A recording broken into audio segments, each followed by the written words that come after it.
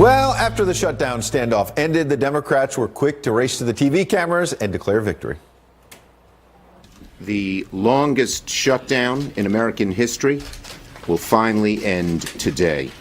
The president has agreed to our request to open the government and then debate border security. Hopefully now the president has learned his lesson. But were they dancing in the end zone a little bit early? Here now to debate the former press secretary for Vice President Mike Pence, Mark Lauder, and Democratic strategist Jason Nichols. Good morning, gentlemen. Good morning. Good morning. So, Mark, what's your case for the Democrats celebrating a little too soon? Well, I think the president reset the table, and the biggest argument that they were offering was that they wouldn't negotiate while the government was shut down. Now that the government's reopened, they're going to have to negotiate on the president's terms about border security, and they'll either fund the wall and border security, or they'll be exposed for what they are, which is people who want open borders, continued drug flow, continued crime. So, Jason, what about that? Democrats keep saying, we don't want the president's wall, but we want border security. We want to protect Americans, they claim. So are you going to put your money where your mouth is? No, I think they're going to negotiate issues of border security. Now, Americans actually trust Nancy Pelosi and congressional Democrats on border security more than the president. He has lost a lot of political capital. If he shuts the government down after February 15th, it's going to be disastrous for him politically. So I think Democrats have the upper hand right here. I think we're going to get border security, but I'm not so certain we're going to get that wall. So you say they have the upper hand, but does this mean Democrats will finally come to the table? Because you remember, I believe it was last weekend, the president came out with a new proposal. He tried to move closer to your position on DACA, for example.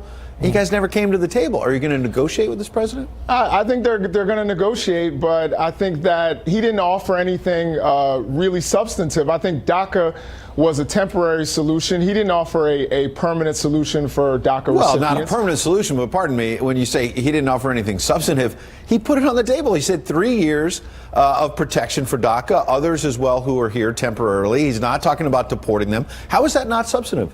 Well, I think he needs more. If he's trying to negotiate, he needs to put more on the table, come up with a permanent solution for DACA, and perhaps Democrats will actually speak to him on a border wall. But I think also now we realize that a border wall is wasteful, and most Americans don't support it. Let's not forget the Democrats are on the record having voted for a border wall on numerous occasions, doubling the amount of border barrier in 2013, 2006.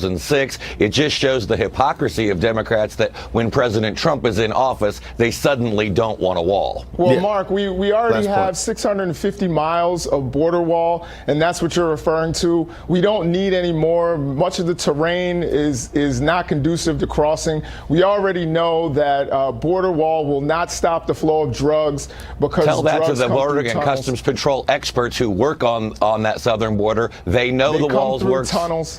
Even former President Obama's head of secure border protection supports additional walls. All right, Mark, Jason, appreciate you both getting your points in. Thanks, Ed. Thanks, Mark. We'll see what happens in the next 2 weeks. Some Democrats